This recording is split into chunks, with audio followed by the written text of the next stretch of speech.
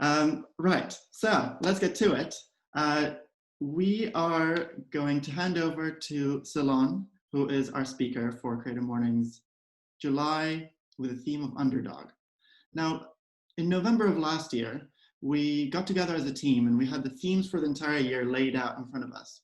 And we thought, okay, who is going to be the speaker that we're going to invite for underdog?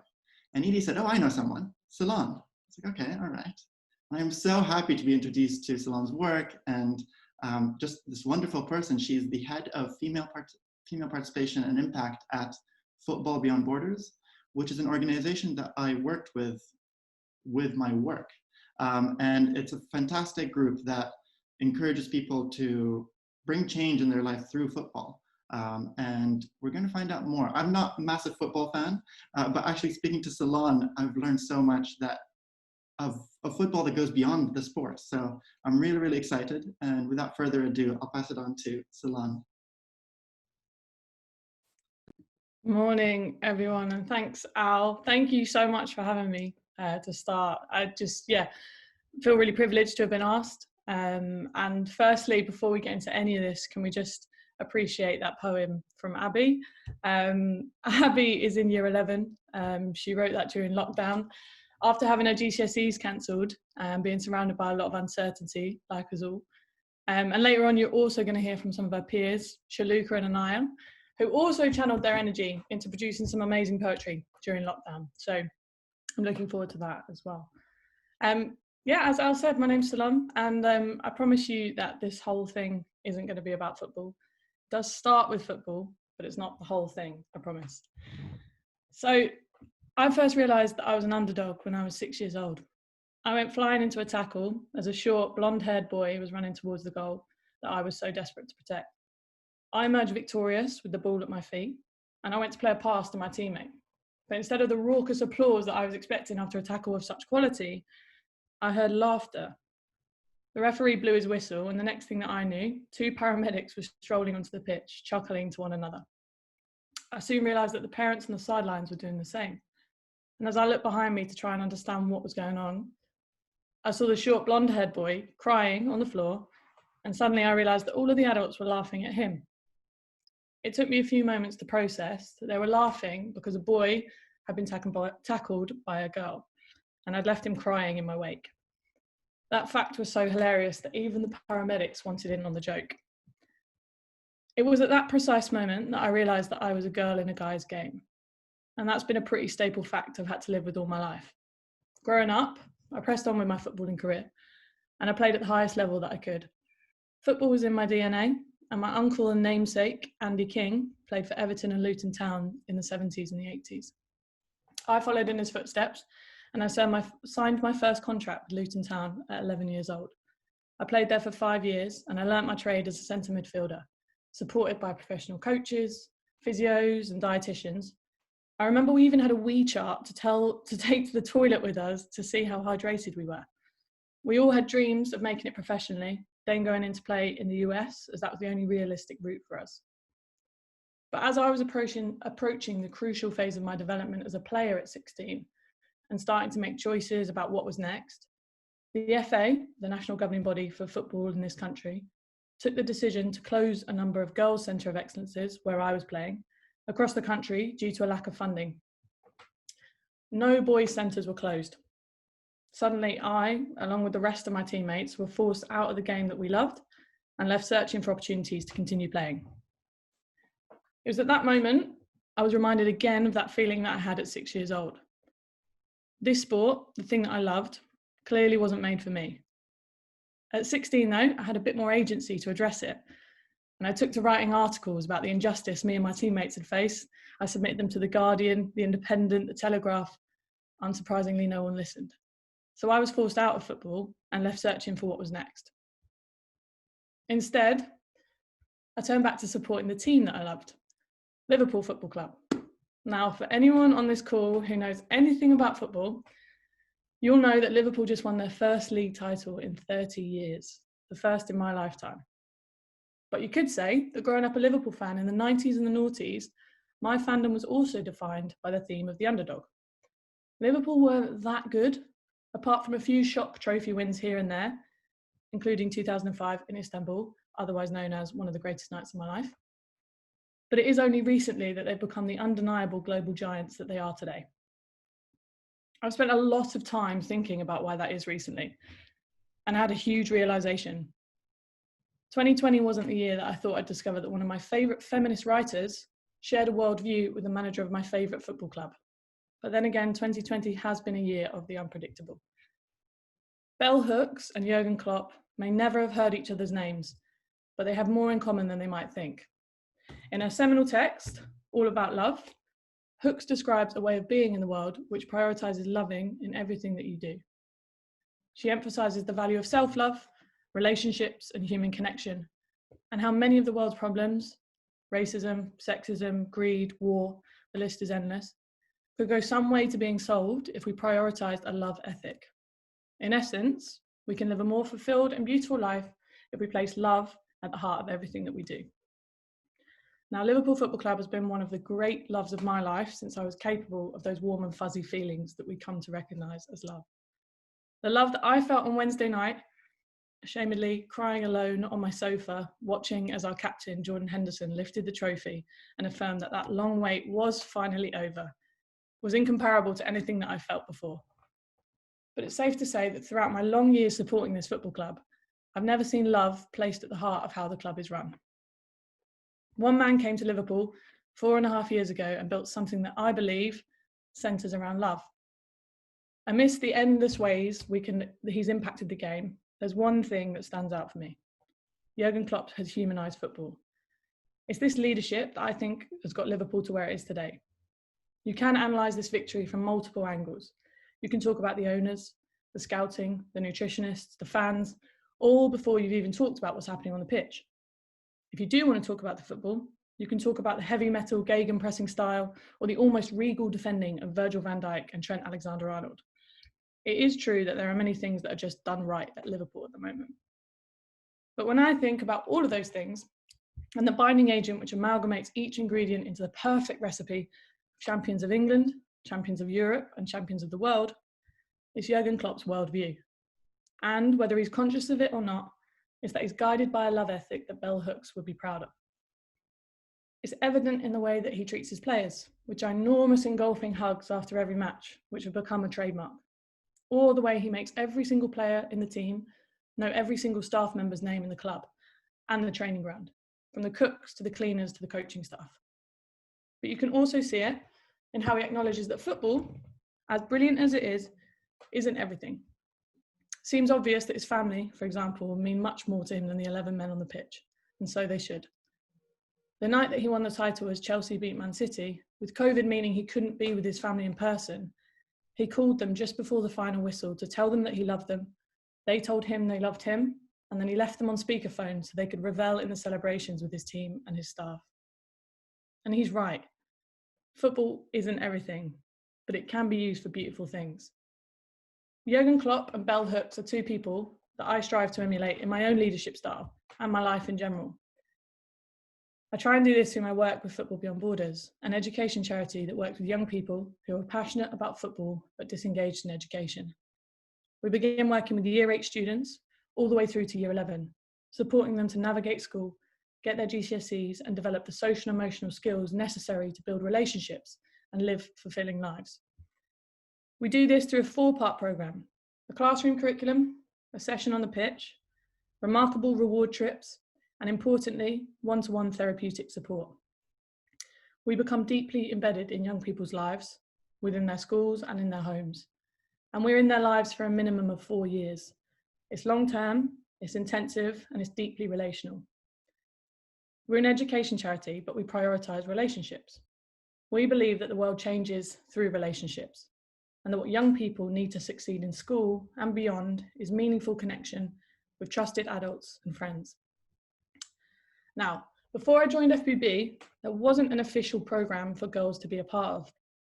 The organisation was run by a group of men who do actually share many of Jurgen Klopp's qualities, and I don't think they'll mind me saying that they didn't quite have the expertise or a business model to work with teenage girls.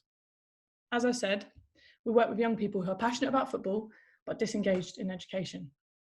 Disengagement can come in the form of disruptive behaviour, and therefore put a child at risk of being permanently excluded from school.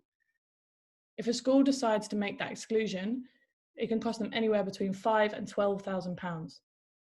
On the whole, it's boys who tend to manifest their challenges outwardly in the form of disruptive behaviour, which means that they're more likely to get excluded from school. Therefore, there is a business case that follows for FBB to work with boys. But girls slip through the net. They can experience the same trauma, the same adverse childhood experiences, and the same challenges as their male peers, but because they might not express or deal with this in disruptive ways in the classroom and are traditionally more likely to suppress it, they get overlooked and left behind. Only this week did The Guardian report on a study from the Social Finance Institute that girls are informally excluded at higher rates than boys from English schools. It has always been clear that teenage girls needed FBB just as much, if not more, than boys. Since 2018, I, with the help of colleagues and the girls themselves, have designed, developed and delivered the FBB Girls programme, growing it from 16 students to working with over 200 and plans to grow even bigger next year. In designing the programme, I've been influenced by many feminist writers. Bell Hooks is definitely one of those. But also, critically, a designer and activist called Hilary Cottam. Her book, Radical Help, was one of the most formative books that I've ever read. She describes how the traditional welfare state in Britain is outdated, being built for a post-war society, and it can be transformed by placing relationships at the heart of it. The book details 5 experiments conducted by Cottam and her team over a 10-year period. They each demonstrate an approach to a societal problem and help people to grow their capabilities, to learn, to work, to live healthily, and to connect to one another. She writes about solutions to elderly loneliness that involved phone groups connecting people through their passions, and the experiment known as Life, which is my favourite. It saw her and a team of people, not social workers or police or care workers, just people, move into an estate on Swindon and live side by side with the families that they were there to support. Instead of trying to contain the chaos that the families were experiencing or bring in pre-made solutions to the complex web of often state-induced issues that they were facing, they began with dialogue, building trust and connection before asking what changes that they would like to see in their lives. By building these relationships and learning the complex realities of the families' lives, the team were able to signpost and support them in finding the solutions themselves. Soon, families began to feel in control of their immediate realities. School-refusing children began to go back to school, and families made small steps towards a life of flourishing. But the biggest takeaway for me was about the difference between bridging and bonding relationships. I read the book just before I joined FBB, when I'd been working for the Football Association, and surrounded, on the whole, by people who looked and sounded a lot like me. People who'd grown up with similar capital and experiences that I'd been privileged enough to have throughout my life. I knew that by joining FBB, I was going to be working with and designing for young people with very different experiences of education than to what I had.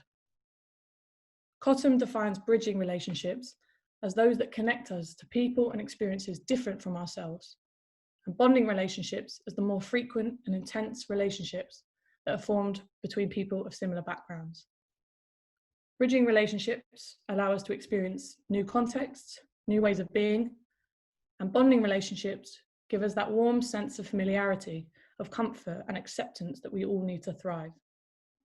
She notes that for most of us, it's becoming harder to build bridging relationships, yet a mixture of the two is critical for our ability to live flourishing and fulfilled lives.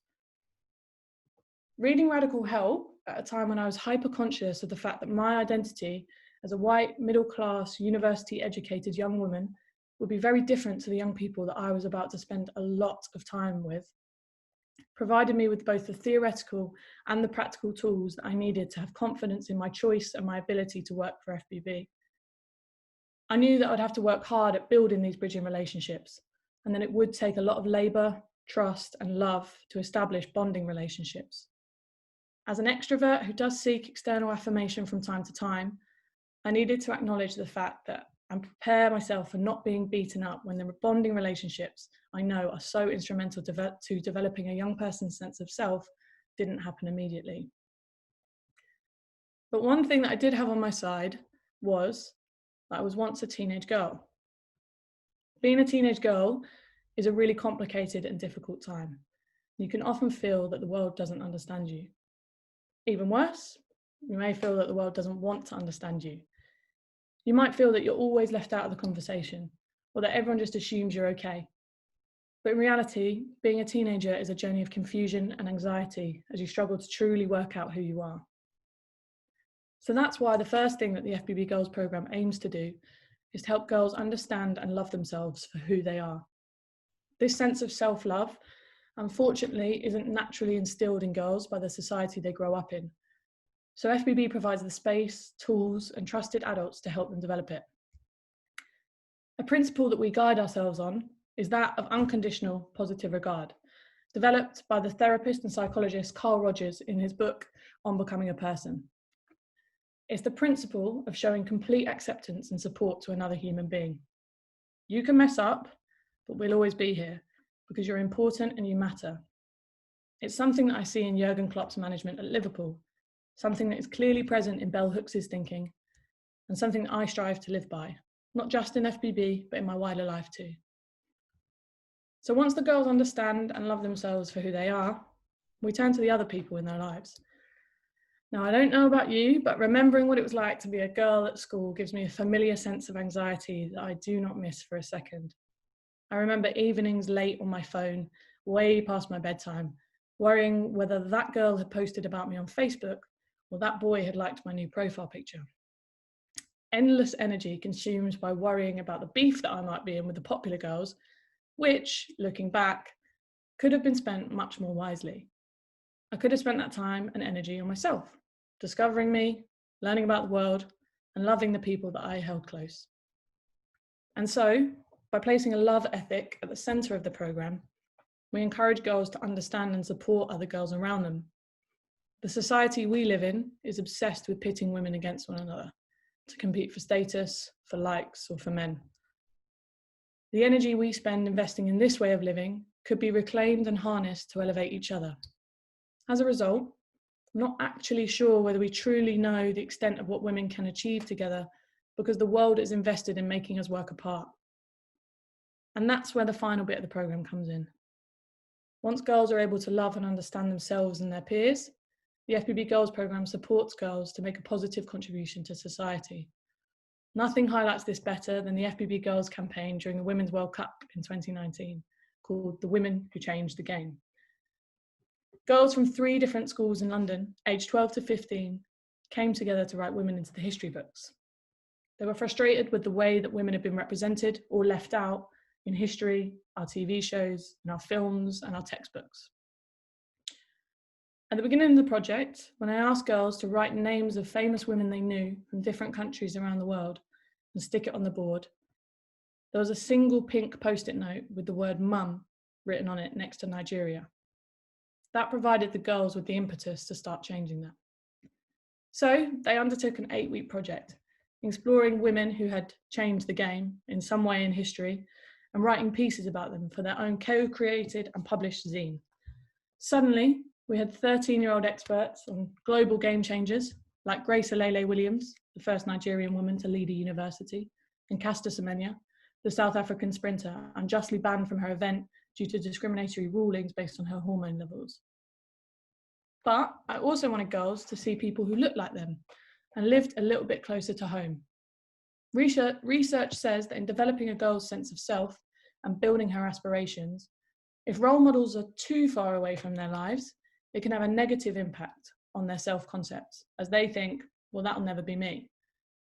So in this project, it was really important that the girls got introduced to London game changers, younger women based in London with a connection to one of the nations competing in the World Cup.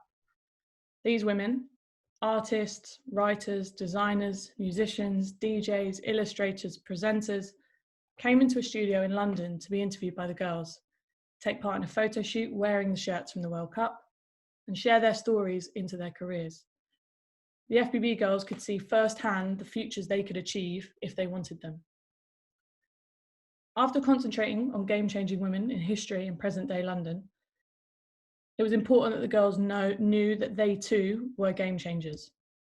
They'd taken an issue, the fact that they didn't learn enough about women, and they'd tackled it by putting their own piece of literature into the ether and literally writing these women back into history. That's why, on the back of the zine, there is a 10-point manifesto designed by the girls, demanding many things, including the erasure of stereotypes about young people of colour, more youth clubs revolving around young people's passions, and the end of the gender pay gap, particularly in football. And of course, that women are written into history. If you want to watch how that all came to life in the launch event, you can watch the video that will be posted in the chat bar. All of this that was achieved began with two intertwining things: love and relationships. And what you're about to see in the performance section of this event is the product of that. It's what can be achieved when teenage girls, or any person, is surrounded by love, acceptance, and trust. And that brings me back to the theme of the underdog. The young women from FBB who join us on this call today, Abby, Shaluka, and Anaya, might also be subjected to that same feeling I had when I was 6 years old. Stood with a ball at my feet, looking around at the laughing faces who couldn't believe that the ginger frizzy-haired girl had just tackled a boy.